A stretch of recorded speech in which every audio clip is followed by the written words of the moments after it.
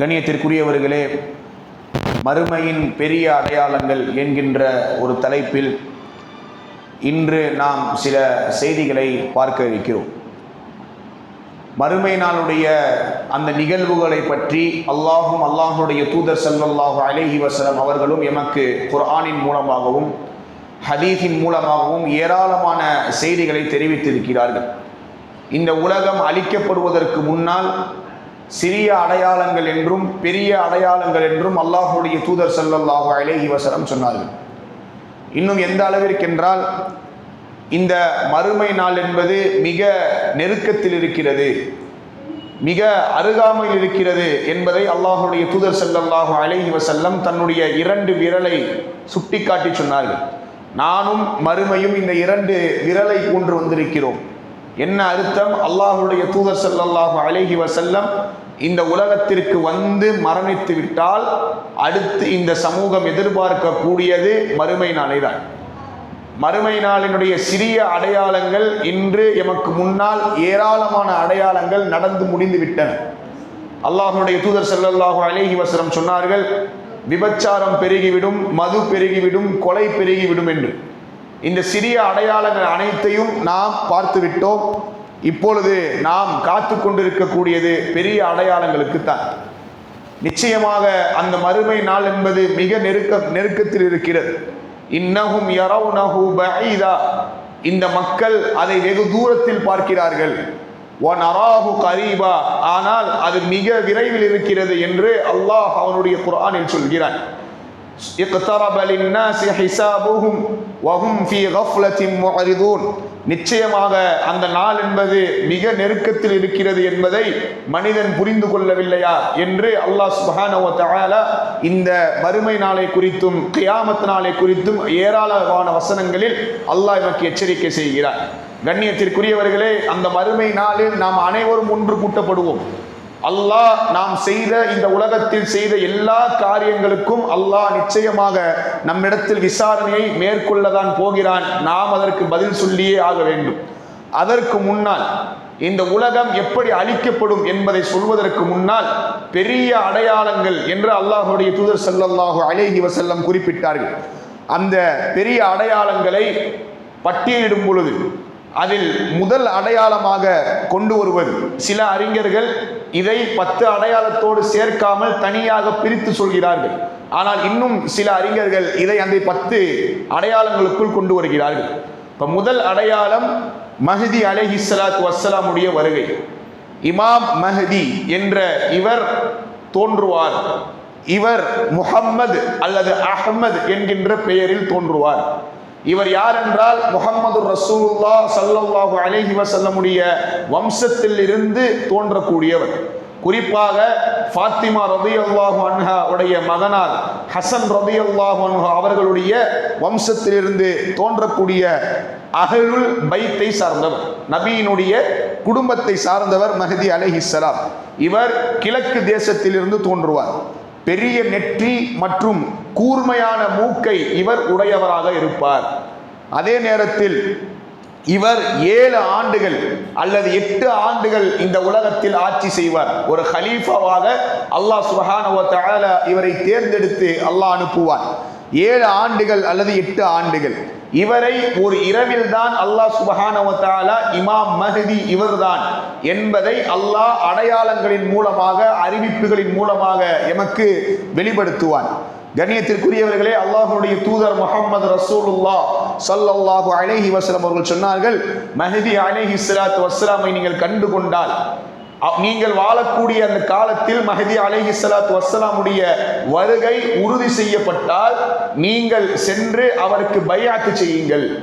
ஒரு ஹலீஃபாவிற்கு நாம் எப்படி பைஅத் செய்வோமோ அதுபொழுது இமாம் மஹ்தி அலைஹிஸ்ஸலாத்து வஸ்ஸலாமிற்கு நீங்கள் பைஅத் செய்யுங்கள் என்று அல்லாஹ்வுடைய தூதர் ஸல்லல்லாஹு அலைஹி வஸல்லம் அவர்கள் சொன்னார்கள். எந்த அளவிற்கு என்றால், இமாம் மஹ்தி அலைஹிஸ்ஸலாத்து வஸ்ஸலாம் இந்த சமூகத்தை வழிநடத்துவார். தொழுகைக்கு இமாமாக நின்று இவர் தொழ வைப்பார். இந்த நேரத்தில் தான் அல்லாஹ் சுப்ஹானஹு வ தஆலா ஈசா அலைஹிஸ்ஸலாத்து வஸ்ஸலாமை இறக்குவார். ஈசா அலைஹிஸ்ஸலாத்து வஸ்ஸலாம் மஹ்தி அலைஹிஸ்ஸலாத்து வஸ்ஸலாம் தொழுகை வைத்துக் கொண்டிருக்கின்ற அந்த நேரத்தில் ஈசா அலைஹிஸ்ஸலாத்து வஸ்ஸலாம் வந்தவுடன் மக்கள் எல்லாம் சொல்லுவார்கள், மஹ்தி அலைஹிஸ்ஸலாத்து வஸ்ஸலாமும் சொல்லுவார்கள், ஈசா நபி அவர்களே, நீங்கள் அல்லாஹ்வுடைய தூதர், நீங்கள் எங்களுக்காக தொழுகையை நடத்துங்கள். அப்ப அந்த நேரத்தில் ஈசா அலைஹிஸ்ஸலாத்து வஸ்ஸலாம் சொல்லுவார்கள், நான் நபிதான், ஆனால் முஹம்மது ரசூலுல்லாஹ் ஸல்லல்லாஹு அலைஹி வஸல்லமுடைய உம்மத்தினருக்கு தொழுக வைக்கக்கூடிய அந்த அந்தஸ்தை அல்லாஹ் எனக்கு கொடுக்கவில்லை. ஒரு நபியாக இருந்தாலும் நான் இந்த உம்மத்தினுடைய ஒரு அங்கமாக தான் வந்திருக்கிறேனே தவிர உங்களுக்கு ஒரு தொழுகை நடத்தக்கூடிய ஒரு இமாமாக நான் வரவில்லை என்று ஈசா அலைஹிஸ்ஸலாத்து வஸ்ஸலாம் மஹ்தி அலைஹிஸ்ஸலாத்து வஸ்ஸலாமை நோக்கி சொல்வார்கள். கண்ணியத்திற்குரியவர்களே, மஹ்தி அலைஹிஸ்ஸலாத்து வஸ்ஸலாமுடைய வருகையின் பொழுது அதிகமான மழை பெய்யும், கனமழை அதிகமாக கொட்டி தீர்க்கும். அந்த நேரத்தில் தான் மஹ்தி அலைஹிஸ்ஸலாத்து வஸ்ஸலாமுடைய வருகை இருக்கும். அதே நேரத்தில் இன்று இந்த மஹ்தி அலைஹிஸ்ஸலாத்து வஸ்ஸலாமை குறித்து சில பிதஅத்துகளான செய்திகள் இன்று நடைபெற்று கொண்டிருக்கிறது. சிலர் தன்னை மஹ்தி என்றும், இன்னும் சிலர் உம்ராவிற்கு செல்லக்கூடிய நேரத்தில் நான் தான் மஹ்தி என்றும் இப்படி பொய்யான பிதஅத்துகான செயல்களை செய்யக்கூடியதை நாம் பார்க்கிறோம். மஹ்தி அலைஹிஸ்ஸலாத்து வஸ்ஸலாம் வந்தால் அல்லாஹ் அதற்கான அறிவிப்பை எமக்கு வெளியிடுவான். அதுவரை யார் தன்னை மஹ்தி என்று கருதிட்டாலும் அது தெளிவான வழிகேட்டான பொய் என்பதை நாம் புரிந்து கொள்ள வேண்டும். கண்ணியத்திற்குரியவர்களே, மஹ்தி அலைஹிஸ்ஸலாத்து வஸ்ஸலாம் 7 அல்லது 8 ஆண்டுகள் ஆட்சி செய்து அவர்கள் மரணிப்பார்கள். அதற்கு பிறகு முதல் அடையாளமாக அறிஞர்கள் கொண்டு வருவது இவனை பற்றி தான் அல்லாஹ்வுடைய தூதர் ஸல்லல்லாஹு அலைஹி வஸல்லம் சொன்னார்கள், இந்த உலகத்தில் தோன்றிய எந்த நபியும் இவரை குறித்து எச்சரிக்கை செய்யாமல் இருந்ததே கிடையாது.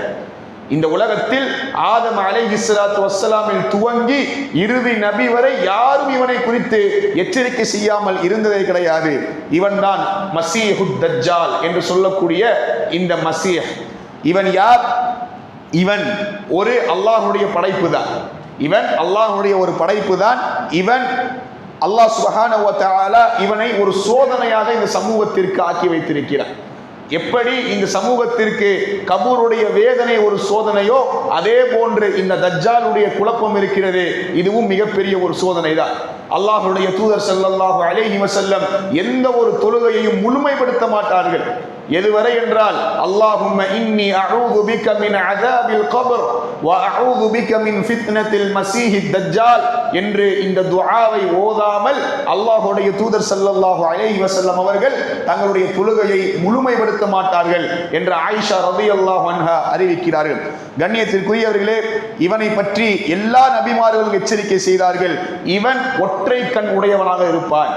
இவனுடைய கண் ஒற்றை கண்ணாக இருக்கும்.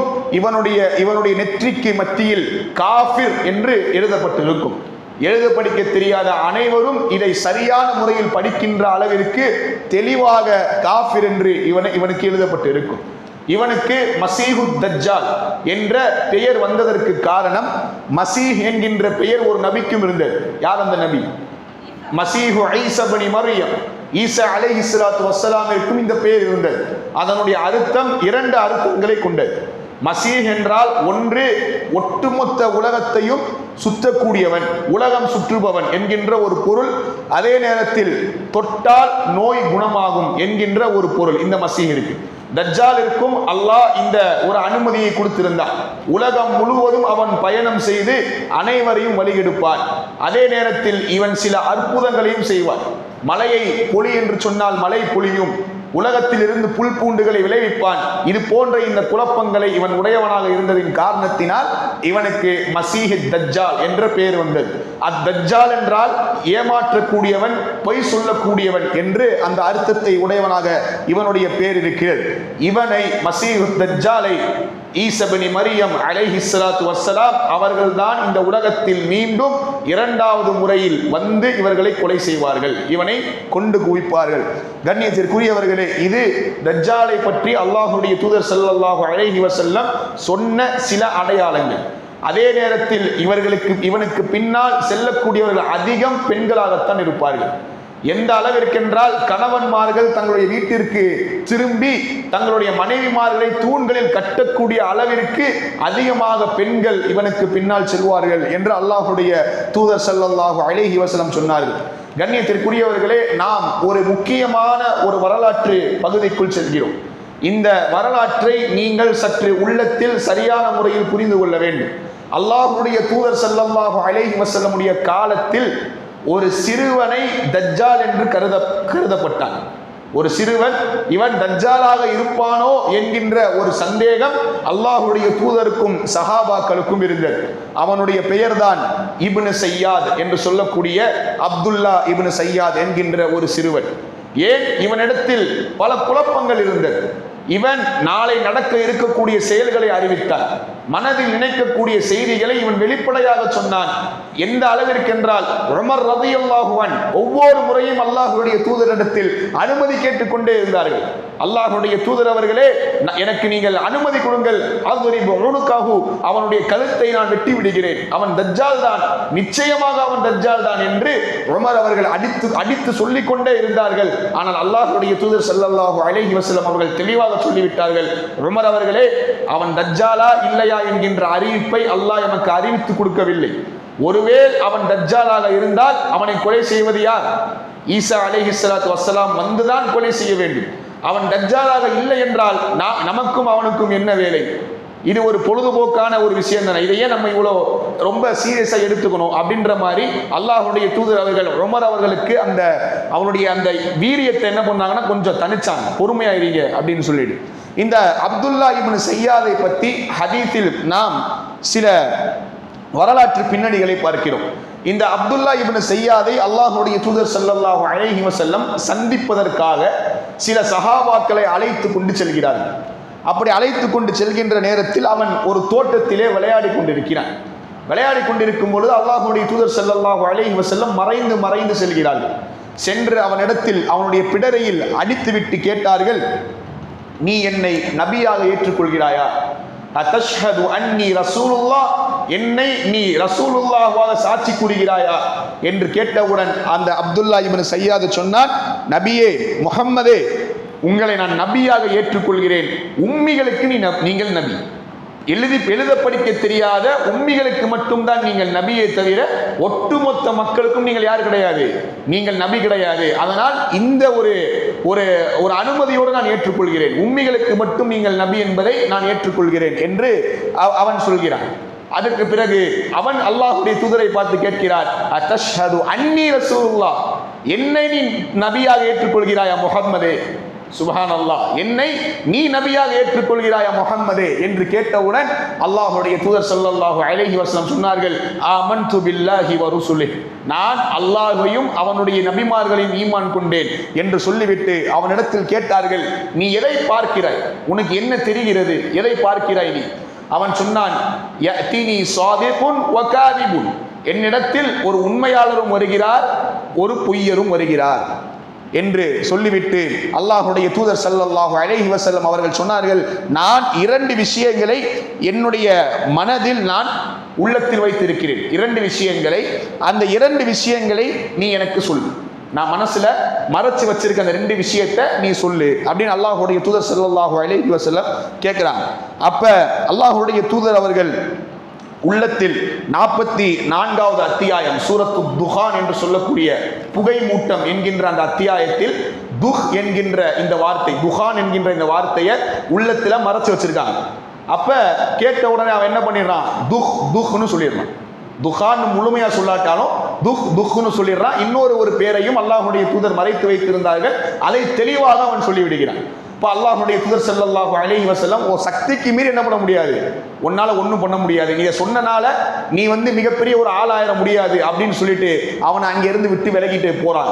இப்போ சஹாபாக்களுக்கும் அல்லாஹ்வுடைய தூதருக்கும் மிகப்பெரிய ஒரு குழப்பம் இவனை குறித்து இருந்தது. அல்லாஹ்வுடைய தூதர் ஸல்லல்லாஹு அலைஹி வஸல்லம் இரண்டாவது முறையும் அவனை சந்திக்க செல்கிறார்கள். இரண்டாவது முறையும் அந்த இப்னு சையாதை சந்திக்க செல்கிறார்கள். அந்த நேரத்திலும் அவன் விளையாடி கொண்டிருக்கிறான், ஏதோ முணுமுணுத்து கொண்டிருக்கிறான், ஏதோ முணுமுணுக்கிறான். அல்லாஹ்வுடைய தூதர் அவர்கள் சஹாபாக்களை, நீங்க சற்று அமைதியா இருங்க, நான் என்ன பண்றேன், அவன் என்ன முணுமுணுக்கிறாங்கிறத நான் கேட்டுட்டு வரேன் அப்படின்னு அல்லாஹ்வுடைய தூதர் அவர்கள் மறைந்து போகின்ற அந்த நேரத்தில் அந்த பையனுடைய தாயார் பார்த்து விடுகிறான். சையாதே, அல்லாஹ்வுடைய தூதர் உங்களை நோக்கி வந்து கொண்டிருக்கிறார் என்று சொன்ன உடனே அவன் என்ன முணுமுணுத்தானோ அதை நிப்பாட்டி விடுகிறான். இப்போ அல்லாஹ்வுடைய தூதர் ஸல்லல்லாஹு அலைஹி வஸல்லம் அவர்கள் சொன்னார்கள், அவர்கள் அனுமதித்திருந்தால் அவன் என்ன சொன்னான் என்பதை உங்களுக்கு நான் தெரிவித்திருப்பேன், ஆனா காட்டி கொடுத்துட்டாங்க அப்படின்னு சொல்லிட்டு மீண்டும் கேட்டான், இப்ப நீ என்ன பார்க்கிற? அவன் சொன்னான், கடலுக்கு மீது ஒரு அரிஷை நான் பார்க்கிறேன், கடலுக்கு மீது ஒரு அரிஷை நான் பார்க்கிறேன். அல்லாஹ்வுடைய தூதர் ஸல்லல்லாஹு அலைஹி வஸல்லம் சொன்னார்கள், அது ஷைத்தானுடைய அரிஷ். கடலுக்கு மேல் இருக்கக்கூடிய அரிஷ் என்பது ஷைத்தானுடைய அரிஷை தான் நீ பார்க்கிறாய் என்று சொன்னவுடன் மேலும் அவன் சொன்னான், என்னிடத்தில் 2 பொய்யர்கள் வரார்கள், 2 உண்மையாளர்கள் வராங்க, வந்து அவங்க போறாங்க. அல்லாஹ்வுடைய தூதர் ஸல்லல்லாஹு அலைஹி வஸல்லம் மீண்டும் ஒரு முறை உள்ளத்தில் அதே துஹானையும் இன்னொரு பெயரை மறைத்து வைத்திருந்தார்கள். அவன் மீண்டும் துஹ் என்று சொல்லிவிட்டான். அப்ப இவனிடத்துல ஒரு மிகப்பெரிய குழப்பம் இருந்துச்சு. இவனை கொலை செய்யவும் முடியல, இவனை தஜ்ஜால்னு உறுதிப்படுத்தவும் முடியல. அப்படிப்பட்ட ஒரு மிகப்பெரிய ஒரு குழப்பம் இருந்தது. அதற்கு பிறகு அல்லாஹ்வுடைய தூதர் ஸல்லல்லாஹு அலைஹி வஸல்லம் அவர்கள் ஒரு நபித்தோழரை அனுப்பி, நீங்கள் சென்று பார்த்து வாருங்க அப்படின்னு சொல்லி ஒரு நபித்தோழரை அனுப்புறாங்க. அவங்க என்ன பண்றாங்க, தாயிட்ட போய் விசாரிக்கிறாங்க, இவனை நீங்க எத்தனை மாசம் சுமந்தீங்க? நான் இவனை 12 மாதங்கள் சுமந்தேன். இவன் பிறந்த உடனே என்ன பேசினா, என்ன செஞ்சா? இவன் ஒரு 2 வயது குழந்தை அழக்கூடிய சப்தத்தை இவன் பிறந்த உடனேயே என்ன பண்ணான், அந்த அளவிற்கு சப்தமிட்டு இவன் அழுதான் என்று இப்படிப்பட்ட சில அடையாளங்களை அந்த அப்துல்லா இப்னு சய்யாதை பற்றி தன்னுடைய தாயார் சொல்லக்கூடிய அந்த செய்திகளை அல்லாஹ்வுடைய தூதர் ஸல்லல்லாஹு அலைஹி வஸல்லம் ஒரு சஹாபியின் மூலமாக தெரிந்து கொண்டார்கள். பின்னார் காலத்தில் இவன் எங்கே போனான்னு தெரியல. சஹாபாக்கள் இந்த மதீனாவுடைய வீதிகளில் முழுவதுமாக தேடி பார்க்கிறார், இவனை காணும். ஆனால் ஒரு ஹதீஸ் நமக்கு கிடைக்கிறது, ஒரு நபித்தோழருடைய ஒரு கருத்து நமக்கு கிடைக்கிறது. பின்னார் காலத்தில் இவனை ஒரு பள்ளத்தாக்கில் நான் பார்த்தேன் என்று ஒரு நபித்தோழர் சொல்லக்கூடிய ஒரு கருத்து நமக்கு ஹதீஸுடைய கிரந்தங்களிலிருந்து கிடைக்கிறது. இந்த அப்துல்லா இப்னு சய்யாத் என்று சொல்லக்கூடியவன் இவன் மிகப்பெரிய குழப்பவாதிகளில் ஒரு குழப்பவாதியாக இருந்தால், அல்லாஹ்வுடைய தூதர் அவர்கள் இந்த உலகத்தில் 30 தஜ்ஜால்கள் தோன்றுவார்கள் என்று சொன்னார்கள். பொய்யான 30 தஜ்ஜால்கள் தோன்றுவார்கள்.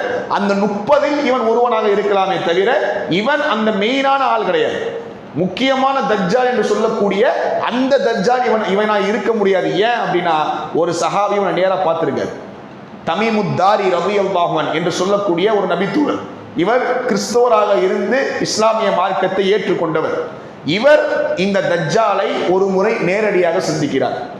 அந்த ஹதீஸ் ஒரு நீண்ட ஹதீஸ். அந்த ஹதீஸை நீங்கள் கவனியுங்கள். அல்லாஹ்வுடைய தூதர் ஸல்லல்லாஹு அலைஹி வஸல்லம் ஒரு முறை அஸ்ஸலாத்துல் ஜாமிஆ, தொழுகைக்காக எல்லாம் ஒன்று கூடுங்கள் என்று அல்லாஹ்வுடைய தூதர் அழைப்பு விடுக்கிறார்கள். அது ஒரு 5 வேளை கடமையான தொழுகையும் அல்ல, எந்த ஒரு சிறப்புக்குரிய ஒரு தொழுகையும் அல்ல. எல்லாரையும் அழைக்கிறாங்க. நபி தோழர்கள் எல்லாம் பள்ளிவாசலில் ஒன்று கூடிவிட்டார்கள். அல்லாஹ்வுடைய தூதர் அவர்கள் மிம்பரின் மீது ஏறி தமீமுத் தாரி சொன்ன சில செய்திகளை நான் உங்களுக்கு இப்பொழுது சொல்ல இருக்கிறேன். அந்த தஜ்ஜாலுடைய அடையாளங்களை பற்றி நான் சொன்னதை விட தமீமுத் தாரி எனக்கு ஒரு செய்தியை சொல்லியிருக்கிறார், அந்த செய்தியை உங்களுக்கு நான் அறிவிக்க போகிறேன் என்று அந்த தமீமுத் தாரி அவர்கள் அறிவித்த அந்த நிகழ்வை சொல்றாங்க. இப்போ தமீமுத் தாரி ரலியல்லாஹு அன்ஹு அவர்களும் அவருடைய தோழர்களும் ஒரு தீபகற்பத்தில் பிரயாணம் போறாங்க, ஒரு கடல்ல பிரயாணம் போறாங்க. பிரயாணம் போகும் பொழுது ஒரு தீபகற்பம் கூட குறுக்கிடும் பொழுது அங்கே அந்த தீபகற்பத்தில் அவங்க இறங்குறாங்க. இறங்கின உடனே அங்கே ஜஸ்ஸாசா என்று சொல்லக்கூடிய ஒரு பிராணி, எந்த அளவிற்கு என்றால் முன்புறமும் பின்புறமும் முழுவதுமாக முடிகள், ஃபுல்லா முடியால மறைக்கப்பட்ட ஒரு ஜஸ்ஸாசா என்று சொல்லக்கூடிய ஒரு பிராணி வெளிப்படுகிறது. அந்த பிராணி பேசுகிறது. அந்த பிராணி சொல்கிறது, இந்த இடத்தில் உங்களை ஒரு மனிதர் சந்திக்க வேண்டும் என்று ஆசைப்படுகிறார், நீங்கள் சென்று அவரை சந்தித்து வாருங்கள் என்று அந்த பிராணி சொல்கிறது. அப்ப அந்த பிராணியினுடைய அந்த கருத்துக்கு ஏற்ப தமீமுத் தாரி ரலியல்லாஹு அன்ஹு அவர்களும் அவருடைய தோழர்களும் அந்த ஐலாண்டுக்குள்ள, அந்த தீபகற்பத்துக்குள்ள போறார். பார்த்தா அங்கே ஒரு பெருத்த உடலோடு முழங்காலும் கழுத்தும் ஒன்றாக சேர்த்து கட்டப்பட்டு இரும்பு சங்கிலிகளால் கட்டப்பட்ட ஒரு பெருத்த உடம்புடைய ஒரு மனிதர் அங்கே காட்சி அளிக்கிறார். இப்போ தமீமுத் தாரி ரலியல்லாஹு அன்ஹு அவர்கள் முன்னால் சென்று சில உரையாடல் நடக்குது. அப்ப அந்த தஜ்ஜால் என்று சொல்லக்கூடிய அவன் சில கேள்விகளை கேட்கிறான். என்ன கேட்கிறான்? ஃபைசான் என்ற இடத்தில் சில மரங்கள் இருக்கிறது, அது உங்களுக்கு பழம் தருகிறதா, பயனளிக்கிறதா? இப்போ சஹாபாக்கள் சொன்னார்கள், ஆம் பயனளிக்கிறது, அதிலிருந்து நாம் பழங்களை கனிவர்க்கங்களை உண்டு வருகிறோம், நிச்சயமாக அது இன்னும் சில நாட்களில் பயனளிக்காமல் போகும். இரண்டாவதாக கேட்டான், தபர்ரியா என்று சொல்லக்கூடிய ஒரு ஏரியில் தண்ணீர் இருக்கிறதா, அதில் விவசாயிகள் அதை பயன்படுத்துகிறார்களா என்று கேட்கும் பொழுது சஹாபாக்கள் சொன்னார்கள், தண்ணீர் இருக்கிறது, விவசாயிகள் விவசாயம் செய்கிறார்கள் என்று அந்த சஹாபாக்களுடைய கூட்டம் சொல்கிறது. அப்ப விரைவில் அதிலிருந்து தண்ணீர் வற்றி போகும் என்று அவன் சொல்கிறான். மூன்றாவது, சுக்கூர் என்ற ஒரு இடத்தில் தண்ணீர் இருக்கிறதா, அங்கே தண்ணி வருதா, அங்கே தண்ணி வருது அப்படின்னு சொன்ன உடனே இன்னும் சில நாட்களில் அதுவும் இருக்காது. கடைசியாக கேட்டான், இறுதி காலத்தில் தோன்றக்கூடிய ஒரு நபி அவர் தோன்றிவிட்டாரா, மக்காவில் இருந்து மதினாவிற்கு சென்று விட்டாரா, மதினாவிற்கு சென்றதற்கு பிறகு மக்காவாசிகளோடு அவர் போரிட்டு விட்டாரா என்று சொன்னவுடன் ஆம், அவர் தோன்றிவிட்டார், மக்காவில் இருந்து மதினாவிற்கு வந்து விட்டார், அந்த எதிரிகளோடு அவர் போர் செய்து அதில் வெற்றி கண்டு விட்டார் என்று சொன்னவுடனே அவன் சொன்னான், அவரையே நீங்கள் பின்பற்றுங்கள், அதுதான் உங்களுக்கு நல்லது என்று சொல்லிவிட்டு அவன் தன்னை பற்றி சொன்னான். நான் யார் என்றால், நான் தான் மசீஹுத் தஜ்ஜால். எந்த நபிமார்கள் உங்களை எச்சரிக்கை செய்தார்களோ, எந்த நபிமார்கள் இதை குறித்து தங்களுடைய காலகட்டத்தில் சொல்லிக்கொண்டே இருந்தார்களோ, அந்த மறுமை நாளுடைய அடையாளம் தஜ்ஜால், அது நான் தான். விரைவில் எனக்கு அனுமதி கொடுக்கப்படும், விடுதலை கிடைக்கும், எனக்கு நான் வெளியே வருவேன், மக்களை எல்லாம் வழிகெடுப்பேன், மக்கா மதினா என்கின்ற 2 நகரத்தை தவிர உலகத்தில் உள்ள அனைத்து இடங்களுக்கும் நான் சுற்றுப்பயணம் செய்வேன். மக்கா மதினாவில் என்னால் நுழைய முடியாது, ஏன், வாயில்களில் மலக்குமார்கள் நின்று கொண்டு என்னை துரத்தி கொண்டிருப்பார்கள், அதனால் அதற்குள் என்னால் நுழைய முடியாது என்று அவன் சொல்லிவிட்டு சில அற்புதங்களை அவன் நிகழ்த்துவான். ஒரு ஆளை கூப்பிட்டு 2ஆ பொழப்பான், திரும்பி ஒன்று சேருன்னு சொன்ன உடனே அந்த நபர் ஒன்று சேர்ந்து ரொம்ப சந்தோஷமா என்ன பண்ணுவார், எந்திரிச்சு வருவார். புல் பூண்ட முளைன்னு சொல்லுவா முளைக்கும், மழை பெய்யுன்னு சொல்லுவா மழை பெய்யும். இன்னும் அவனிடத்தில் ஏராளமான செல்வங்கள் இருக்கும். ஒரு கையில் சொர்க்கத்தையும் ஒரு கையில் நரகத்தையும் வைத்திருப்பான். யார் அவனுடைய நரகத்தில் புகுந்து விடுகிறார்களோ அவர்கள் சொர்க்கம் சென்று விட்டார்கள், யார் அவனுடைய சொர்க்கத்தில் நுழைகிறார்களோ அவர்கள் நரகத்தில் நுழைந்து விட்டார்கள். ஆகவே இவனுடைய இந்த பாதுகாப்பை நீங்கள் தேடிக்கொள்ளுங்கள்.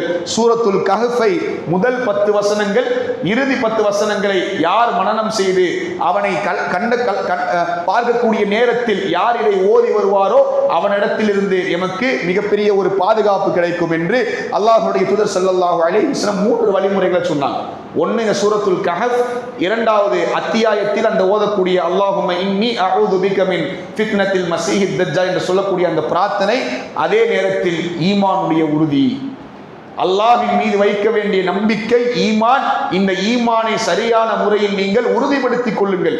அப்படி அல்லாஹ்வின் மீது உறுதியான நம்பிக்கையுடையவர்கள் ஒருபொழுதும் அவனுக்கு பின்னால் செல்ல மாட்டார்கள்.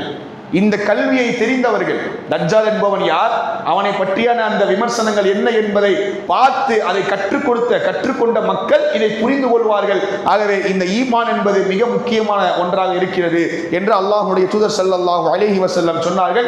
40 நாட்கள் இவன் உலகத்தில் பயணம் செய்வான், இவன் அனைவரையும் வழிகெடுப்பான். கடைசியாக ஈசா அலைஹிஸ்ஸலாத்து வஸ்ஸலாமுடைய வருகை, இரண்டாவது மிகப்பெரிய அடையாளம்.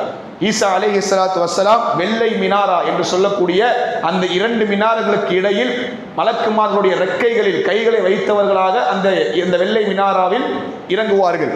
எந்த அளவிற்கென்றால் அல்லாஹ்வுடைய தூதர் ஸல்லல்லாஹு அலைஹி வஸல்லம் மிஅராஜுடைய பயணத்திற்கு சென்ற பொழுது ஈசா நபியினுடைய தோற்றத்தை பற்றி நமக்கு விளக்கம் சொன்னார்கள். அவர்கள் எப்படிப்பட்டவர்கள் என்றால், நடுத்தர உயரத்தை கொண்டவர்கள், ரொம்ப வளர்த்தியாகவும் இருக்க மாட்டாங்க, ரொம்ப குட்டையாகவும் இருக்க மாட்டாங்க, நடுத்தர உயரம், சிவந்த நிறத்தினுடைய முகத்தை கொண்டவர்கள், சிவந்த நிறமா இருக்கும். அதே நேரத்தில் நீளமான முடியை அவர்கள் வைத்திருப்பார்கள். இப்போ இந்த அடையாளத்தை வச்சுதான் என்ன பண்ணாங்க, இன்னைக்கு கிறிஸ்துவர்கள் ஒரு பிக்சரை போட்டாங்க. கடைசியில் பார்த்தா அவன் ஒரு திரைப்படத்தில் நடித்த ஒரு நடிகை, திரைப்படத்தில் நடித்த ஒரு நடிகனை போட்டோவை போட்டுட்டு அவன் என்ன சொன்னாங்க, இவர் தான் இயேசு கிறிஸ்து அப்படின்னு சொல்லி இந்த கிறிஸ்டின்ஸ் பண்ண இந்த வேலை இதுதான். அப்ப இவர் இறங்குவார். திமஸ்க் தேசத்தில் அந்த வெள்ளை மனாரா இருக்கு. திமஸ்க் என்று சொல்லக்கூடிய, டமாஸ்கஸ் என்று சொல்லக்கூடிய திமஸ்க் தேசத்தில் உள்ள அந்த வெள்ளை மனாராவில் இவர்கள் இறங்குவார்கள். இறங்கியவுடன் பன்றிகளை கொல்லுவார்கள். கிறிஸ்துவர்கள் எல்லாம் நோக்கி வருவாங்க, என்னுடைய ஆண்டவரே, எங்களுடைய கடவுளே, கடவுளின் பிதாவே என்று சொன்னவுடன் ஈசா அலைஹிஸ்ஸலாத்து வஸ்ஸலாம் விரட்டுவார்கள். என்னது, நான் கடவுளுடைய மகனா, நான் கடவுளா, நான் என்ன சொன்னேன், அல்லாஹ்வை நீங்கள் வணங்குங்கள், என்னையும் உங்களையும் படைத்த இறைவனை மட்டுமே வணங்குங்கள் என்பதுதான் என்னுடைய கொள்கையாக இருந்தது, என்னுடைய தஅவாவாக இருந்தது. நீங்கள் என்னை கடவுளாக ஆக்கிவிட்டீர்களே, ஒருபொழுது நான் என்ன பண்ணல, அப்படி சொல்லவே இல்லை என்று அந்த கிறிஸ்துவர்களை விரட்டுவார்கள். பன்றிகளை கொன்று குவிப்பார்கள். இப்போ ஈசா அலைஹிஸ்ஸலாத்து வஸ்ஸலாம் வந்து இவர்களை ருத் என்று சொல்லக்கூடிய ஒரு இடம், இந்த ருத் என்கின்ற இடத்தில் தான் இந்த தஜ்ஜாலை அவர்கள் கொலை செய்வார்கள். தஜ்ஜாலுடைய குழப்பம் இதுதான். தஜ்ஜாலுடைய விளக்கம் எமக்கு ஹதீஸிலிருந்து கிடைக்கக்கூடியது இந்த அனைத்தும் தான். ஆக இந்த தஜ்ஜாலுடைய இந்த பாதுகாப்பில் நாம் அதிகம் கவனம் செலுத்தி இந்த தஷஹுதுடைய நேரத்தில், அத்தஹியாத்துடைய நேரத்தில் நாம் மறந்து விடாமல் அந்த துஆவை அதிகமாக பிரார்த்தனை செய்ய வேண்டும். அதில் இன்னொரு மிக முக்கியமான ஒன்று கபருடைய வேதனை. ஒருவேளை நம்ம தஜ்ஜாலுடைய அந்த ஃபித்னாவை நம்ம பார்க்காட்டாலும் அனைவருமே என்ன பண்ண போறோம்? கபருடைய வேதனையை பார்க்க தான் போறோம். அந்த கபருடைய வேதனையிலிருந்து நாம் அல்லாஹ்விடத்தில் அதிகமாக பிரார்த்தனை செய்ய வேண்டும். ஏன் ஒரு நபி தோழரை கூட அந்த கபர் விட்டு வைக்கல. சஅத் பின் முஆத் ரலியல்லாஹு அன்ஹு அவர்களை கூட அந்த கபர் விட்டு வைக்கல. அல்லாஹ்வுடைய தூதர் அவர்கள் சஅத் பின் முஆத் ரலியல்லாஹு அன்ஹுடைய அந்த ஜனாசாவை அடக்கம் செய்து விட்டு சொன்னார்கள், சஅதை ஒரு முறை கபர் நெருக்கி விட்டது என்று. ஆக இந்த இரண்டும் மிகப்பெரிய குழப்பங்களாக இருக்கிறது. அதிகம் அல்லாஹ்விடத்திலிருந்து நாம் பிரார்த்தனை செய்ய வேண்டும். இதற்கு பிறகு யாஜூஜ் மாஜூஜ் என்று சொல்லக்கூடிய ஒரு கூட்டம், இவர்கள் மூன்றாவது அடையாளம். யாஜூஜ் மாஜூஜ் என்று சொல்லக்கூடிய இந்த கூட்டம் வெளிப்படும். இவர்கள் ஏற்கனவே இருக்காங்க. யாஜூஜ் மாஜூஜ் என்ற ஒரு கூட்டம் இவர்கள் ஏற்கனவே இருக்கிறார்கள். இவர்களை துல்கர்னைன் என்று சொல்லக்கூடிய ஒரு நல்லடியார், துல்கர்னைன் என்று சொல்லக்கூடிய ஒரு நல்லடியார், ஒரு அரசர், இவர் என்ன செய்திருக்கிறார்? இரும்பு சுவர்களால் இவர்கள் கட்டப்பட்டு இருக்கிறார்கள், இரும்பு சுவர்களால் இவர்கள் தடுக்கப்பட்டிருக்கிறார்கள் என்று நாம் பார்க்கிறோம். ஒவ்வொரு நாளும் அந்த சுவரை உடைப்பதற்கு அவர்கள் முயற்சி செய்கிறார்கள். இரவுடைய நேரம் வந்து விட்டால் அந்த சுவர் அப்படியே ஆட்டோமேட்டிக்கா என்ன ஆயிரும்? அப்படியே அது தன்னைத்தானே அது என்ன ஆயிரும்? அப்படியே பெருசாயிரும். அப்ப இது யாஜூஜ் மாஜூஜுடைய ஒரு குழப்பம். இவர்கள் முகம் பெருத்தவர்களாக இருப்பார், சின்ன கண்ணுடைய முகம் பெருத்தவர்களாக இருப்பார். அப்ப இந்த அடையாளங்களை சொல்லும் போது நம்ம இந்த இடத்துல ஒன்று கவனிக்கணும். நம்மளா என்ன பண்ணுவோம்? இந்த அடையாளங்களை சொல்லும் போது நம்மளா ஒன்று இமேஜின் பண்ணிப்போம், தஜ்ஜால்லாம் இப்படி தான் இருப்பான். இன்னைக்கு என்ன சொல்றோம் அப்படின்னா, தஜ்ஜாலுடைய அந்த ஐலாண்டு வந்து இந்த முக்கோண ஷேப்ல இருக்கு, அதுதான் தஜ்ஜால் இருக்கக்கூடிய இடம் நம்ம சொல்றாங்க. இதை அல்லாஹ் என்ன பண்ணியிருக்கான்? ஒரு இல்முல் கைபா வச்சிருக்கான், ஒரு மறைவான ஞானமா வச்சிருக்கான். அப்படின்ற நேரத்துல இதை நம்மளா ஒன்று நினைச்சுக்கிட்டு நம்மளா ஒன்று சொல்றதுங்கிறது இது அல்லாஹ்வுடைய அந்த இல்மில் கை வைப்பதற்கு சமம். அது அல்லாஹ்விற்கு மட்டுமே, அவன் மட்டுமே அதை அறிந்திருக்கிறான். இப்ப யாஜூஜ் மாஜூஜ் முகம் பெருத்தவர்களாக சிறு கண்களை உடையவர்களாக இருப்பார்கள். இவர்கள் அனுமதி கொடுக்கப்பட்ட அந்த நேரத்தில் அதிகமாக மக்களை கொன்று குவிப்பார்கள். அதிகமான கொலைகளை இவர்கள் செய்வார்கள். எந்த அளவிற்கு என்றால், மனிதர்களை கொண்டு முடித்ததற்கு பிறகு வானத்தில் உள்ள மலக்குகளை கொலை செய்வதற்கு முயற்சி செய்வார்கள். வானத்தை நோக்கி தன்னுடைய அம்புகளை மேலே எறிவார்கள். ஆனால் அந்த அம்புகளை அல்லாஹ் திருப்பி அவர்களை நோக்கியே அனுப்பி விடுவார். கடலில் உள்ள தண்ணீரை முழுவதும் குடித்து விடுவார்கள். கடல் வற்றக்கூடிய அளவிற்கு அந்த கூட்டம் ஒட்டுமொத்த தண்ணீரையும் குடித்து விடும். இப்படிப்பட்ட ஒரு குழப்பத்தை செய்யக்கூடியவர்களாக இவர்கள் இருப்பார்கள். அதே நேரத்தில் ஈசா அலைஹிஸ்ஸலாத்து வஸ்ஸலாம் அவர்கள் பிரார்த்தனை செய்வாங்க, யா அல்லாஹ், இந்த யாஜூஜ் மாஜூஜுடைய இந்த குழப்பம் இருக்கு, ரொம்ப மோசமான ஒரு குழப்பமா இருக்கு, அப்படி என்ன பண்ணுங்க, இதிலிருந்து இந்த சமூகத்தை காப்பாத்தியா அல்லாஹ் அப்படின்ற அந்த ஈசா நபியினுடைய பிரார்த்தனை அல்லாஹ் சுப்ஹானஹு வ தஆலா ஒட்டகம் போன்ற கழுத்துக்களை கொண்ட பறவைகளை அல்லாஹ் அனுப்பி இந்த யாஜூஜ் மாஜூஜை கொன்று ஒழிப்பான். இப்போ உலகம் முழுவதும் இரத்த காடாக மாறிவிடும், துர்நாற்றம் வீசும் இரத்த காடாக மாறிவிடும். அல்லாஹ் சுப்ஹானஹு வ தஆலா ஒரு மலையை இறக்குவான், அந்த உலகம் கண்ணாடியை போல் மாறிவிடும். இப்போ இது யாஜூஜ் மாஜூஜுடைய குர்ஆன் ஹதீஸ் சொல்லக்கூடிய அந்த சில வரலாற்று குறிப்புகள். இதற்கு பிறகு 3 பூகம்பங்கள் வரும்.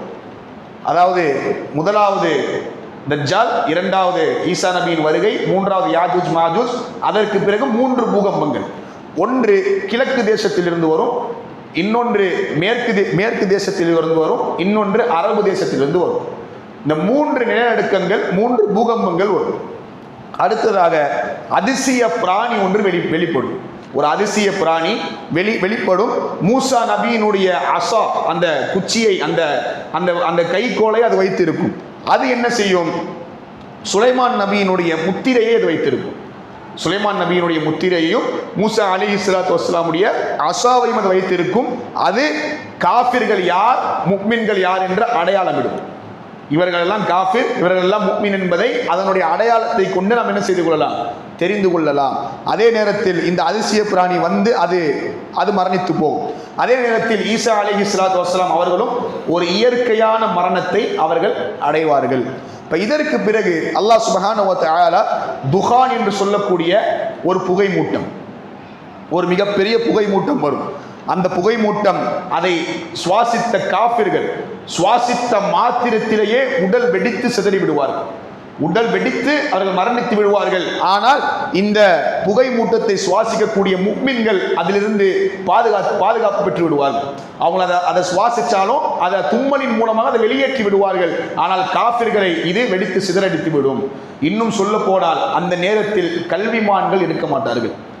அறிஞர்களை அல்லாஹ் இந்த உலகத்திலிருந்து கைப்பற்றி விடுவான். அறியாமையுடைய காலம், அறியாமை நிலைத்திருக்கும் அந்த நேரத்தில். ஆக மிக முக்கியமான ஒரு நிகழ்வை அல்லாஹ் நமக்கு சொல்லி காட்டுகிறான். அதற்கு முன்னால் நாம் அந்த காலத்தில் இருந்தால் நம்ம இதெல்லாம் தெரிஞ்சு வச்சுக்கணும். ஆனால் அதுக்கு முன்னாடி அல்லாஹ் நமக்கு மரணத்தை கொடுத்து விட்டால் அது வேற விஷயம். அப்ப அந்த அதிசய பிராணி, அதற்கு பிறகு புகை மூட்டம், இந்த இரண்டு முடிவதற்கு பிறகு சூரியன் மேற்கு திசையிலிருந்து உதயமாகும். சூரியன் மேற்கு திசையிலிருந்து உதயமாகும். இதுவரைதான் நாம் செய்யக்கூடிய பிரார்த்தனைகள் அல்லாஹ்விடத்தில் ஏற்றுக்கொள்ளப்படும். இப்போ என்ன பண்ணுவாங்க எல்லாரும் அந்த நேரத்தில் என்ன பண்ணுவாங்க, ஈமான் கொள்வார்கள். யார் அல்லாஹ்வை மறுத்து வாழ்ந்தார்களோ அந்த நேரத்தில் அதை பார்த்துட்டு தான் என்ன பண்ணுவாங்க, எல்லாம் அல்லாஹ்விடத்தில் ஈமான் கொண்டு பிரார்த்தனை செய்வார்கள். ஆனால் அல்லாஹ் அந்த பிரார்த்தனையை அங்கீகரிக்க மாட்டான். சூரியன் மேற்கில் உதயமாகிவிட்டால் அத்தோடு முடிந்து விட்டது. அடுத்ததாக ஒரு மிகப்பெரிய ஒரு நெருப்பு இந்த உலகத்தில் உள்ள அனைத்து மக்களையும் எரித்து அவர்களை மறுமையின் பால் ஒன்று கூட்டும். இப்போ இந்த பெரிய 10 அடையாளங்கள் என்று அல்லாஹ்வுடைய தூதர் ஸல்லல்லாஹு அலைஹி வஸல்லம் அவர்கள் எமக்கு இதை சொல்லிக் கொடுத்தார்கள். இதற்கு பிறகு அல்லாஹ் சுப்ஹானஹு வ தஆலா சூரை ஊத வைப்பான். இஸ்ராஃபில் அலைஹிஸ்ஸலாத்து வஸ்ஸலாம் அவர்கள் சூரை தன்னுடைய வாயின் நுனியில் வைத்திருக்கிறார்கள். அல்லாஹ்வுடைய கட்டளையை எதிர்பார்த்தவர்களாக நின்று கொண்டிருக்கிறார்கள். அல்லாஹ் எப்பொழுது நீங்கள் ஊதுங்கள் என்று சொல்வானோ அவர்கள் ஊதி விடுவார்கள். فَإِذَا نُفِخَ فِي الصُّورِ فَصَعِقَ مَنْ فِي السَّمَاوَاتِ وَالْأَرْضِ சூர் ஊதப்பட்ட உடனேயே இந்த உலகத்தில் உள்ள அனைத்தும் அழித்து நாசமாக்கப்படும்.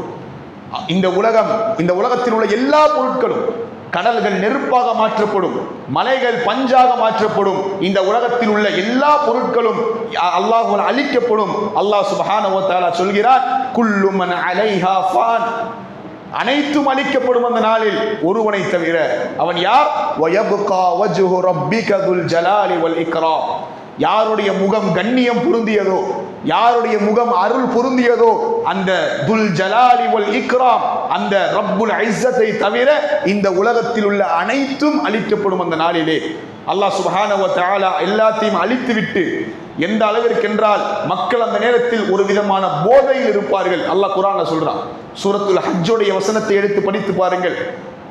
அதெல்லாம் சொல்றான், ஒரு வகையான போதையில் மக்கள் இருப்பார்கள். அது என்ன போதை என்றால் மதுவால் ஏற்படக்கூடிய போதை அல்ல, அது அல்லாஹ்வுடைய அந்த தண்டனையால் ஏற்படக்கூடிய போதை. தண்டனையால் ஏற்படக்கூடிய அந்த அல்லாஹ்வினுடைய பிடியால் மக்கள் என்ன செய்வது என்று தெரியாமல் ஓடிக்கொண்டிருப்பார்கள். அந்த நேரத்திலே அல்லாஹ் அனைத்தையும் அழித்துவிட்டு தன்னுடைய சப்தத்தை உயர்த்துவான். அல்லாஹ் ஐனல் முத்தகப்பிரூன், பெருமை அடித்தவர்கள் எங்கே? ஆட்சி அதிகாரத்தை கையில் வைத்துக் கொண்டு அல்லாஹ்வை மறுத்து இந்த உலகத்தில் வாழ்ந்தவர்கள் எங்கே? ஆடுனீங்களே இந்த உலகத்துல, நான் மட்டும்தான் இந்த உலகம், நான் தான் பெரிய ஆளு, நான் தான் இவ்வளவு பெரிய பதவியில இருக்கேன். ஆடுனீங்களே இந்த உலகத்துல, இப்ப எங்க இருக்கீங்க நீங்க? இறைவனுக்கு முன்னால் எங்க நீங்க? செல்வம் தான் பெருசு, இந்த உலகம் தான் பெருசு, இந்த உலகத்தில் உள்ள மாளிகை மகுடம் தான் பெருசுன்றீங்களே, உங்களுடைய மாளிகை எங்கே? எங்கே அந்த மக்கள் என்று அல்லாஹ் தன்னுடைய சப்தத்தை உயர்த்தி விட்டவுடன் சொல்லுவான், லில்லாஹில் வாஹிதில் கஹார், அவன் ஒருத்தன் மட்டும்தான் இந்த நிலையாக இருக்கிறான். அனைத்து ஆட்சி அதிகாரம் அனைத்தும் அவனுடைய கைகளில் இன்றைய தினம் என்று அல்லாஹ் சொல்லிவிட்டு வானவர்களுக்கும் அல்லாஹ் மரணத்தை கொடுப்பான்.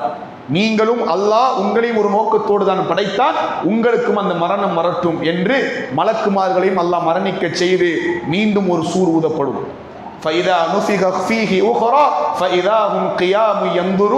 அடுத்த சூரை ஊதியவுடன் மக்கள் எல்லாம் ஒன்று கூட்டப்படுவார்கள். அந்த நாளிலே ஒன்று கூட்டப்பட்டவுடன் எழுந்தவுடன் ஓட ஆரம்பிப்பார்கள். அல்லாஹ் எழுப்பிய மாத்திரத்திலேயே அனைவரும் ஒருவரை விட்டு ஒருவர் ஓடுவார்கள். இந்த உலகத்தில் யார் மாரோடு வைத்து வளர்த்தார்களோ, எந்த குழந்தை அழுதால் ஒரு தாயால் தாங்கிக் கொள்ள முடியாதோ, ஒரு தந்தையால் தாங்கிக் கொள்ள முடியாதோ, அந்த மகனை பார்த்து ஒரு தாய் ஓடுவாள். அந்த தந்தையை பார்த்து ஒரு மகன் ஓடுவான், ஒரு சகோதரனை பார்த்து ஒரு சகோதரன் ஓடுவான். அல்லாஹ் குர்ஆன்ல சொல்றான், யௌம யஃபிர்ருல் மர்உ மின் அஹீஹ், அந்த நாளில் ஒரு சகோதரனை பார்த்து ஒரு சகோதரன் ஓடுவார். வ உம்மிஹி வ அபீஹ், ஒரு தாயை பார்த்து ஒரு தந்தை ஓடுவார். வ ஸாஹிபதிஹி வ பனீ லிகுல்லி இம்ரிஇம் மின்ஹும் யௌம இதின் ஷஅனு யுக்னி. அல்லாஹ் குர்ஆன்ல சொல்றான். அப்படிப்பட்ட ஒரு பயங்கரமான நாள் அது, திடுக்கிடக்கூடிய நாள் அது. அந்த நாளில் சில பேர் வருவார்கள், உஜூஹு யௌம இதின் முஸ்ஃபிரா, பிரகாசமான முகத்தோடு ஒரு கூட்டம் வரும். பாஹிகத்து முஸ்தப்ஷிரா, சிரித்த முகத்தோடு அழகிய முகத்தோடு ஒரு சில மக்கள் வருவார்கள். வ உஜூஹு யௌம இதின் அலைஹா கபரா, இன்னும் சில மக்கள் வருவார்கள் முகமெல்லாம் இருள் சூழ்ந்த மக்களாக என்று அல்லாஹ் சுப்ஹானஹு வ தஆலா அந்த நாளை வர்ணிக்கிறார். அந்த மக்கள் எழுந்து ஓட ஆரம்பிப்பார்கள். எந்த அளவிற்கென்றால் மனிதர்கள் தங்களுக்கு தாங்களே கேட்டுக்கொள்வார்கள் அந்த நாளிலே, ஐனல் மஃபர், தப்பிப்பதற்கு வழி எங்கே, எப்படி தப்பிப்பது இந்த நாளில்? சொல்லப்படும், கல்லா லா வஸர் இலா ரப்பிக யௌம இதினில் முஸ்தகர், இந்த நாளில் உங்களுடைய இறைவனை நீங்கள் சந்தித்தே ஆக வேண்டும், ஓடி ஒளிய முடியாது. இந்த நாளில் சூரியன் 1 மைல் தூரத்தில் கொண்டு வந்து நிறுத்தப்படும். அந்த நாளில் நினைச்சு பாருங்க, யோசிச்சு பாருங்க. ஏசி போட்டு என்ன பண்ண முடியல, வெப்பம் தாங்க முடியல நம்மளால. ஒரு ஏசிக்கு 2 ஏசி போட்டிருக்காங்க இன்னைக்கு வீட்டில். எங்கே போனாலும் ஏசி, காரில் போனால் ஏசி, ஆஃபீஸுக்கு போனால் ஏசி, காலேஜுக்கு போனால் ஏசி. ஏசி இல்லாமல் இன்னைக்கு வாழ முடியாத ஒரு சூழ்நிலை இன்னைக்கு இருந்துச்சுன்னா, அல்லாஹ் 1 மைல் தூரத்தில் அந்த சூரியனை கொண்டு வந்து நிறுத்தினால் என்ன நிலைமை என்பதை யோசித்து பாருங்கள். அவருடைய பாவத்திற்கு ஏற்ப அந்த சூரியத்தினுடைய வெப்பத்தில் மூழ்கி கொண்டிருப்பார் அந்த நாளில். சுப்ஹானல்லாஹி ரப்பில் ஆலமீன். ஒருவர் முட்டுக்கால் வரை, ஒருவர் வயிறு வரை, ஒருவர் நெஞ்சு வரை, இன்னும் சில நபர்கள் முழு உடலும் அந்த வெப்பத்தால் வியர்வையால் மூழ்கி இருப்பார்கள் அந்த நாளிலே. அப்படிப்பட்ட ஒரு பயங்கரமான நாளில் அல்லாஹ் சுப்ஹானஹு வ தஆலா வருவான். அந்த நாளில் குர்ஆன்ல சொல்றார், சூரத்துல் ஃபஜ்ரை எடுத்து படித்து பாருங்கள். வஜாஅ ரப்புக வல் மலகு ஸஃபன் ஸஃபா, அல்லாஹ் அந்த நாளில் வருவான். எப்படி? மலக்குமார்களுடைய படைகளோடு அந்த நாளில் வருவார். வந்து அவர்களுக்கு முன்னால் அந்த விசாரணையை அல்லாஹ் ஆரம்பிப்பார். 3 விதமான விசாரணைகள் அந்த மறுமை நாளில் நிகழ்த்தப்படும். முதல் விசாரணை சூரத்துல் ஹாக்காவை எடுத்து படித்து பாருங்கள். நான் சொல்லக்கூடிய இந்த வசனங்களை நோட் பண்ணி வச்சுக்கோங்க, எந்தெந்த வசனங்கள் என்று, எந்தெந்த அத்தியாயங்கள் என்று. இதை படிக்கும் பொழுது எம்முடைய உள்ளத்தில் நிச்சயமாக மாற்றம் ஏற்படும். இந்த மறுமை நாளுடைய சிந்தனையை நாம் எப்படி மறந்து வாழ்கிறோமோ, இதிலிருந்து நாம் தூரமாகி வாழ்கிறோமோ, இந்த வசனங்களை படிக்கும் பொழுது நிச்சயமாக அந்த மறுமையினுடைய பயம் நம்முடைய உள்ளத்தில் வரும். யோசிச்சு பாருங்க. அல்லாஹ் சொல்றான் சூரத்துல் ஹாக்காவில், ஃபஅம்மா மன் ஊதிய கிதாபஹு பியமீனிஹ், அவர்களுக்கு அந்த ஏடு என்பது வலக்கரத்தில் கொடுக்கப்படும் அந்த நாளில். ஃபஅம்மா மன் ஊதிய கிதாபஹு பியமீனிஹி ஃபயகூலு ஹாஉம் இக்ரஉ கிதாபியா, அவர் சொல்லுவார் அந்த நாளிலே அந்த புத்தகத்தை வாங்கியதற்கு பிறகு சந்தோஷத்தில், அந்த சந்தோஷத்தில் என்ன சொல்லுவார்? என்னுடைய புத்தகத்தை நீங்கள் படித்து பாருங்கள், நான் இந்த நாளை நம்பிக்கை கொண்டிருந்தேன். இன்னி வனந்து அன்னி முலாகின் ஹிசாபியா, இந்த நாளில் நான் விசாரிக்கப்படுவேன், நான் அல்லாஹ்விற்கு முன்னால் நிற்பேன் என்கின்ற இந்த நாளை நான் நம்பிக்கை கொண்டிருந்தேன். என்னுடைய ஏட்டை படித்து பாருங்கள், அதில் உள்ள நல்ல அமல்களை அவர்கள் பார்ப்பார்கள். அல்லாஹ் அவருக்கு சொல்லுவான், சொர்க்கத்திற்குள் நுழைந்து கொள்ளுங்கள். குலு வஷ்ரபு, இந்த உலகத்தில் எதற்காக நீங்கள் கஷ்டப்பட்டீர்களோ, எதற்காக நீங்கள் சஜிதா செய்தீர்களோ, எதற்காக உங்களுடைய வாழ்நாளில் அல்லாஹ்வுடைய நினைவை கொண்டு நீங்கள் நகர்த்தினீர்களோ, அதற்கான பிரதிபலனை இன்றைய நாளில் பெற்றுக் கொள்ளுங்கள். குலு வஷ்ரபு ஹனீஅம் பிமா அஸ்லஃப்தும் ஃபில் அய்யாமில் காலியா, உங்களுக்கு தோன்றிய அனைத்தும் உங்களுக்கு கொடுக்கப்படும் அந்த சொர்க்கத்திலே, சொர்க்கத்திற்குள் நுழைந்து கொள்ளுங்கள். அல்லாஹ் அந்த கூட்டத்தில் எம்மை சேர்ப்பானாக. இது ஒரு கூட்டம். இன்னொரு கூட்டத்தை அல்லாஹ் விவரிக்கிறான். வ அம்மா மன் ஊதிய கிதாபஹு பிஷிமாலிஹ், அவர்களுடைய இடது கரத்தில் அந்த ஏடுகள் கொடுக்கப்படும். இடது கரத்தில் ஏடுகள் கொடுக்கப்படும். ஃபயகூலு யா லைதனி, நஷ்டம் உண்டாகிவிட்டதே, கேடு உண்டாகிவிட்டதே. லம் ஊத்த கிதாபியா, அல்லாஹ் எனக்கு இந்த ஏட்டை கொடுக்காமல் இருந்திருக்கலாமே, மண்ணோடு மண்ணாக நான் போயிருக்கலாமே என்று அந்த நாளில் அவன் புலம்புவான். அந்த நாளிலே வலம் அதிரிமா ஹிசாபியா யாலை தஹா கானத்தில் காவியா மா அகுனா அன்னி மாலியா. இந்த உலகத்தில் இரவு பகலும் பார்க்காமல் தூக்கத்தை துளைத்து செல்வத்தை நான் சம்பாதித்து வைத்தேனே, அல்லாஹ்வுடைய பாதையில் செலவு செய்யாமல் என் கைகளை கட்டி கஞ்சத்தனம் பிடித்து நான் சேமித்து வைத்த செல்வம் இன்று இந்த நாள் எனக்கு பயனளிக்கவில்லையே. வலம் அதிரிமா ஹிசாபியா யாலை தஹா கானத்தில் காதி. அல்லாஹ் சொல்றான் மா அகுனா அன்னி மாலியா ஹலக அன்னி சுல்தானியா. இந்த உலகத்தில் பெற்ற பட்டங்கள், பதவிகள், ஆட்சி எதுவுமே எனக்கு இன்ற நாளில் பயனளிக்கவில்லையே என்று அவன் கதறுவான். அந்த நாளில் அல்லாஹ் சுப்ஹானஹு வ தஆலா சொல்லுவான், உன்னுடைய ஏட்டை நீ படித்துப்பார். இக்ரா கிதாபக், உன்னுடைய ஏட்டை நீ படித்துப்பார், படித்துவிட்டு உனக்கு நீயே தீர்ப்பு சொல்லிக்கொள். அதுதான் இன்றைய நிலைமை. உனக்கு இப்படி கதறக்கூடிய அவனை அல்லாஹ் சுப்ஹானஹு வ தஆலா கட்டளையிடுவான், ஃபகுதுஹு ஃபகுல்லு, அவனை பிடியுங்கள், அவனை 70 முழத்தினுடைய அந்த சங்கிலியால் அவனை கட்டி நரகத்தில் முக குப்புறமானி நீங்கள் வீசுங்கள் என்று அல்லாஹ் சொல்லுவான். ஏன்? அவன் அல்லாஹ்விற்கு தொழுகையை சரியான முறையில் தொழவில்லை. வலா துஆமுன் இல்லா மின் கிஸ்லீன், சீலையும் சலத்தையும் தவிர அவனுக்கு எந்த உணவும் அந்த நாளில் கிடையாது.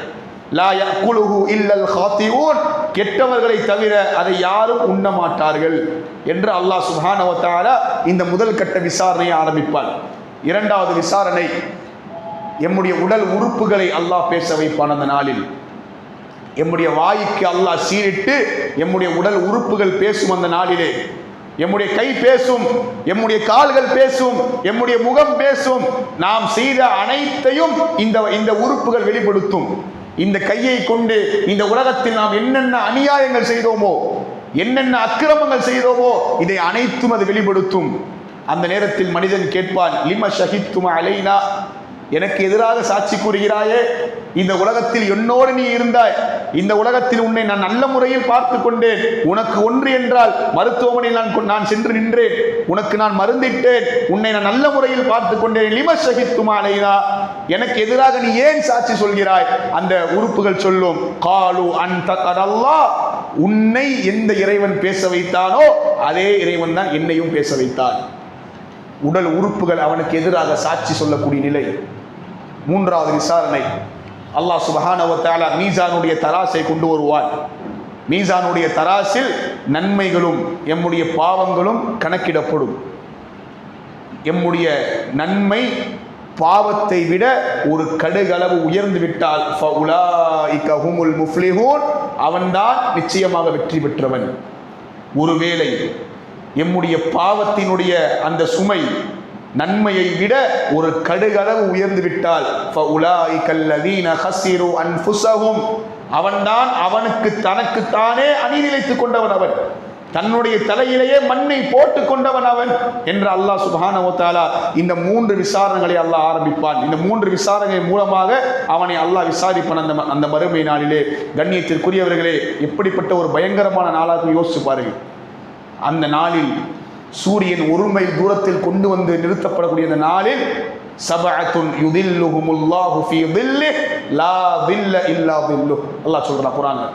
ஹதீஸ்ல ரசூல் ஸல்லல்லாஹு அலைஹி வஸல்லம் சொல்றார்கள், நிலையே இல்லாத அந்த நாளில் 7 நபர்களுக்கு அல்லாஹ் அர்ஷினுடைய நிழலை கொடுப்பார். அந்த 7 நபர்களில் ஒருவர் யார்? கல்பும் முஅல்லகும் பில் மசாஜித், பள்ளிவாசல்களோடு உள்ளம் பூட்டப்பட்டவர். என்ன அர்த்தம்? என்றும் அல்லாஹ்வுடைய நினைவில், அல்லாஹ்வை வணங்குவதில், அல்லாஹ்விற்கு கட்டுப்படுவதிலேயே தன்னுடைய வாழ்வை கழித்தவர். அதே நேரத்தில் அல்லாஹ்வை பயந்து தனிமையில் அழுதவர். சுப்ஹான் அல்லாஹி ரப்பில் ஆலமீன். இதில் இருக்கக்கூடிய இந்த முக்கியமான விஷயங்கள், இதை எம்முடைய வாழ்வில் நாம் செயல்படுத்துவதற்கு முயற்சி செய்ய வேண்டும். தக்குவா என்கின்ற இந்த அஸ்திவாரத்தை எம்முடைய உள்ளத்தில் போட்டாக வேண்டும். எம்முடைய பாவத்தை நினைத்து நாம் அல்லாஹ்விடத்தில் தினந்தோறும் கதற வேண்டும். நாம் கண்களில் இருந்து கண்ணீரை சிந்த வேண்டும். நாம் அந்த பாவங்களை வருந்தாமல் அல்லாஹ்விடத்தில் தௌபா கேட்காமல் ஒருபொழுதும் நம்மால் சொர்க்கத்திற்குள் நுழைய முடியாது. சொர்க்கம் என்பது புனிதமான பூமி. பாவங்கள் மன்னிக்கப்பட்டால் மட்டுமே, அல்லாஹ்வுடைய கருணை இருந்தால் மட்டுமே அந்த நாளில் நம்மால் சொர்க்கத்திற்குள் நுழைய முடியும். ஆனால் இவ்வளவு வேதனையை நீங்க சொன்னீங்க, இவ்வளவு கஷ்டத்தை நீங்க சொன்னீங்க, ஆனா அல்லாஹ்வுடைய அருளை பத்தி இந்த நேரத்தில் சொல்லாம சரியா இருக்காது. அல்லாஹுடைய பிடி இந்த அளவுக்கு மோசமாக இருக்குன்னா அல்லாஹ் எப்படிப்பட்ட அருளாளர் என்பதை நம்ம பேசணும். எப்படிப்பட்ட அளவற்ற அருளாளர் என்று தெரியுமா? அந்த மறுமை நாளில் அல்லாஹ் ஒரு அடியானை அழைப்பான். அவனுக்கும் மற்ற மக்களுக்கும் இடையே திரையிடப்படும். அந்த அடியான் இடத்தில் கேட்பான், அடியானே, இந்த நேரத்தில் இந்த இடத்தில் யாரும் பார்க்காத நேரத்தில் இந்த பாவத்தை நீ செய்தாய்தானே? செய்தேன் யா அல்லாஹ். நான் உன்னை பார்த்து கொண்டிருக்கிறேன் என்கிற அந்த எண்ணம் இருந்துச்சா உனக்கு? இருந்தது யா அல்லாஹ், இருந்தாலும் நான் செய்தேன். அடுக்கிக் கொண்டே போவான் அல்லாஹ். அவனுடைய பாவங்களை அடுக்க ஆரம்பிப்பான். அந்த மனிதன் நினைத்துக் கொள்வான், அல்லாஹ் என்னை துருவி துருவி ஆராய ஆரம்பித்து விட்டான், என்னுடைய நிலைமை முடிந்து விட்டது, நான் நரகம் எனக்கு கன்ஃபார்ம் ஆயிடுச்சு அப்படின்னு நினைக்கக்கூடிய அந்த நேரத்தில் அல்லாஹ் சொல்லுவான், இந்த உலகத்தில் நீ பாவம் செய்த பொழுது இந்த மக்களுடைய கண்களிலிருந்து மறைத்தது நான் தான். இன்றும் இந்த நாளில் மக்களுடைய கண்களில் இருந்து உன்னுடைய பாவங்களை மறைத்திருக்கிறேன், உன்னை மன்னிக்கிறேன், சொர்க்கத்திற்கு செல்.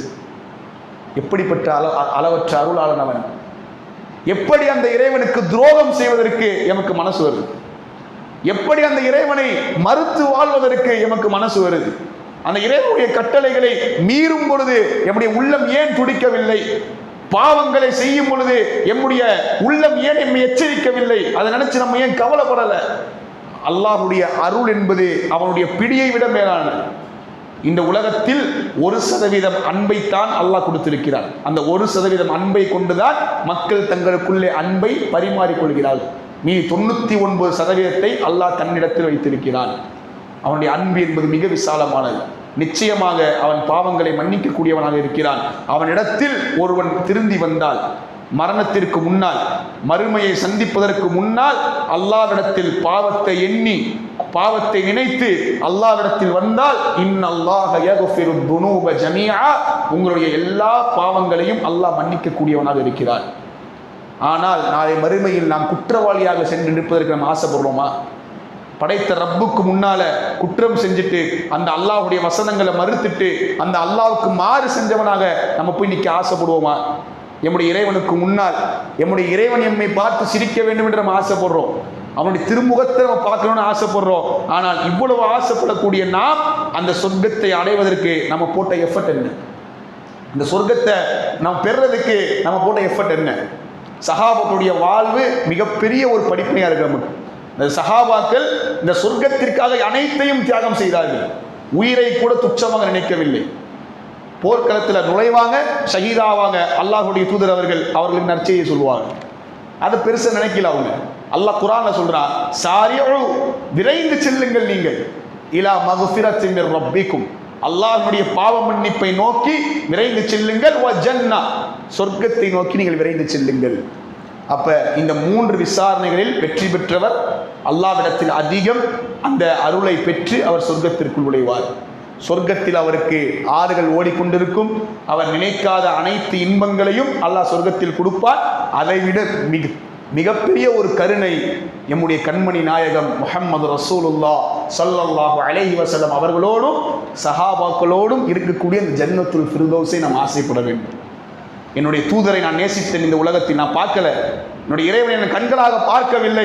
அவரை நேசித்தேன், அவருடைய சுன்னத்தை உயிர்ப்பித்தேன், அவருடைய வாழ்க்கையை என் வாழ்க்கையாக நான் மாற்றினேன். அப்படிப்பட்ட இருக்கக்கூடிய நாம் அவரை பார்ப்பதற்கு நம்ம ஆசைப்படணுமா கூடாது?